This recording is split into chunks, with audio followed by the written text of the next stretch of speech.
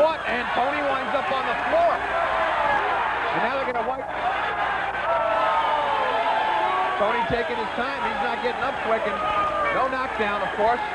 Now, if I'm Tony's corner, I'm screaming about a point deduction for that. What's fair is fair. Even if he didn't deserve it, the corner should be doing that to get a psychological edge. Tony's corner, though, very quiet at this point.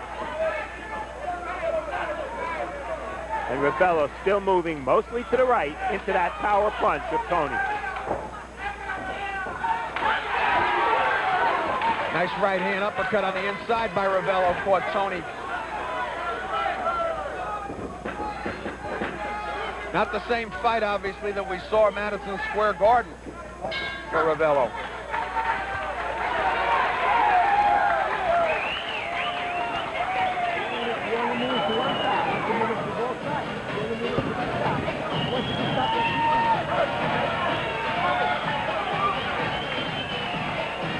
All right, we're taking a look there in the corner of Tony, but we take a look at action here from round 2, and you see that lunging right hand by Tony, and then he gets flipped on the side. WWF move by Jerson Ravelo. And he gets a big warning for it from the referee. Take a look over there at the VIP section of tonight's fight. Great Italian dinner being served right next to us, and we're not getting anything passed over here. No, that's not fair. I got to talk to DeGuardia about this. Terrific dinner.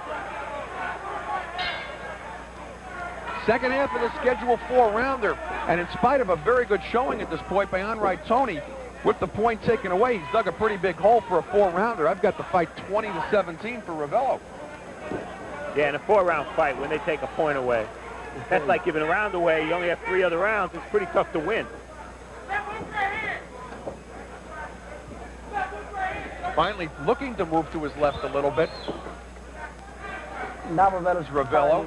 A comfort zone now on the outside.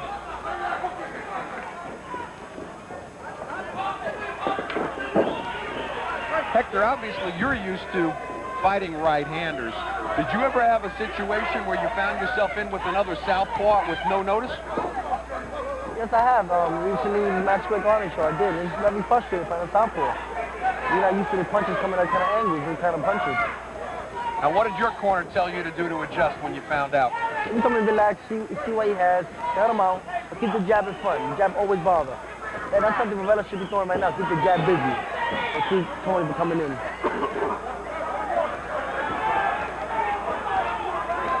Now, Junior, you have to know how to fight southpaws, because 2 of the best fighters in your division, Sean Bay Mitchell, Jab Judah, they're both southpaws. Yes, they are. You might fight them someday. Thanks to my father, I have learned to deal with southpaws. That's right. Don't start no rumors now. All right.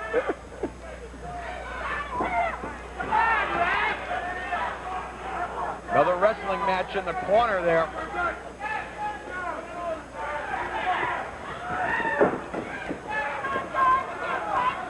This is all part of the learning process for young Jerson Ravelo. I think he would have liked to learn to fight a southpaw, though, with a little bit more notice. So we're halfway gone here in the 3rd. Remember, a point taken away in round 2 for wrestling, holding, and everything else from Enroy Tony.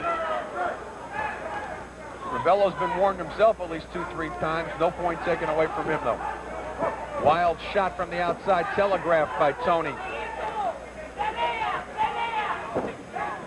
I'm surprised Tony's not working the body.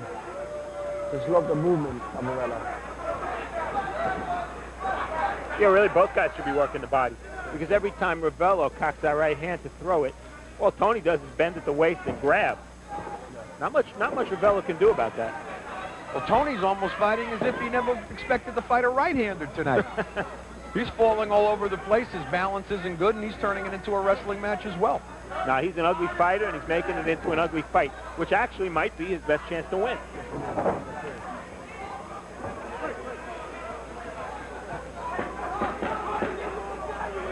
Another warning by Chiarantano to Ravelo. Oh, and Ravelo catches Tony walking in just at the end. A little showboat at the end.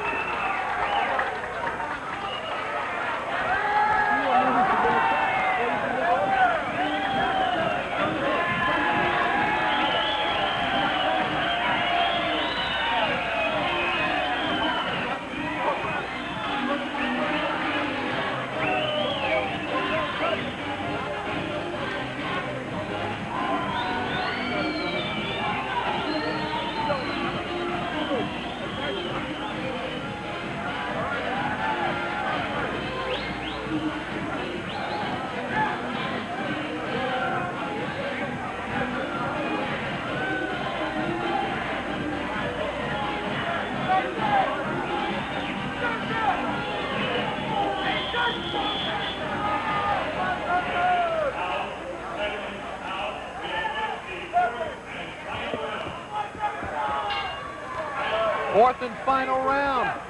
2000 Olympian Jerson Ravelo in the red shorts, making his pro debut. Enroy Tony, he's in the blue and gold. Been no knockdowns on the fight officially, but both guys have been on the floor quite a few times.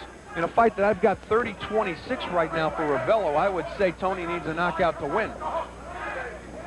Arnie Tokyo Rosenthal along with Steve Farhood and Hector Camacho Jr.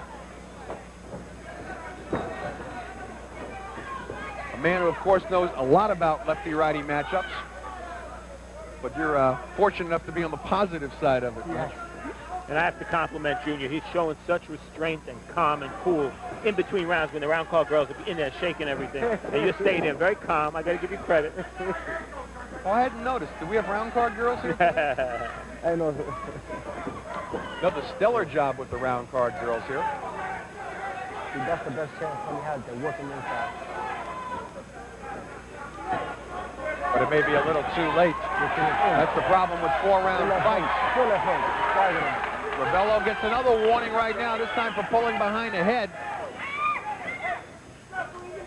Keep in mind, a point taken away in round 2 from Enroy Tony.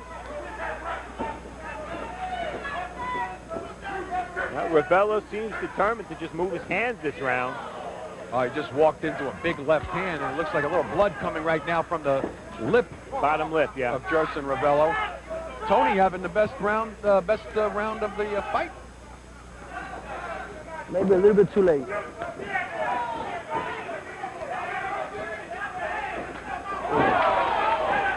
Nice uppercut on the inside by Ravelo.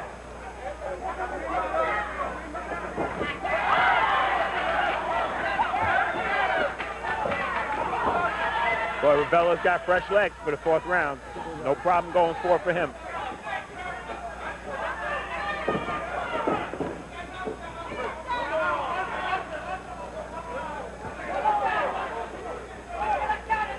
Very difficult pro debut for Enroy Tony, having to fight Jerson Ravelo with the pedigree that he comes in with at the same time. Very difficult second fight with an unannounced southpaw for Jerson Ravelo.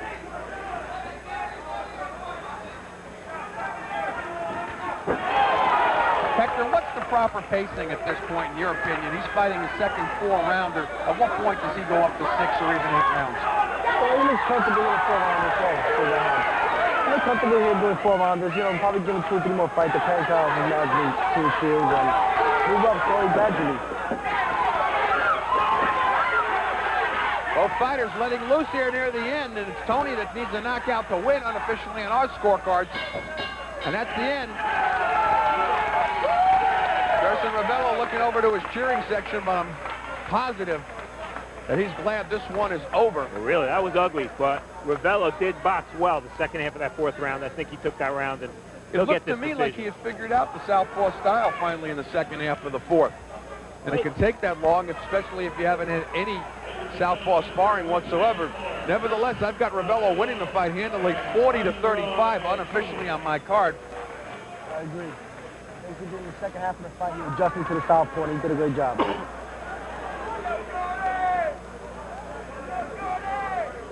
problem. Thank you.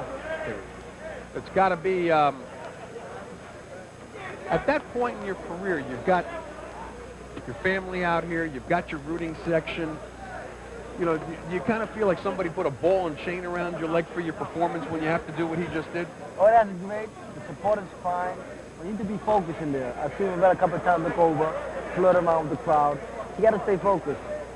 A good, young-looking prospect. In a tough second fight. And a lot of, right now, I see his manager, Gary Gittleson, complaining to the referee, Tony Charantano, and I don't know exactly what Gary's complaining about. He did take a point away. And at the same time, he didn't take anything away from Ravelo, who had been warned profusely himself. That's the manager's job, take care of his fighters. Gary's saying you took 1 point away, you should have taken 2. Well, perhaps that's the case. But a lot of that caused just by the lack of preparation to fight a southpaw. But we're going to find out if the people at ringside saw it the way we saw it down here. Mark Bureau's got the official decision. Ladies and gentlemen, we have a unanimous decision. Judge Steve White.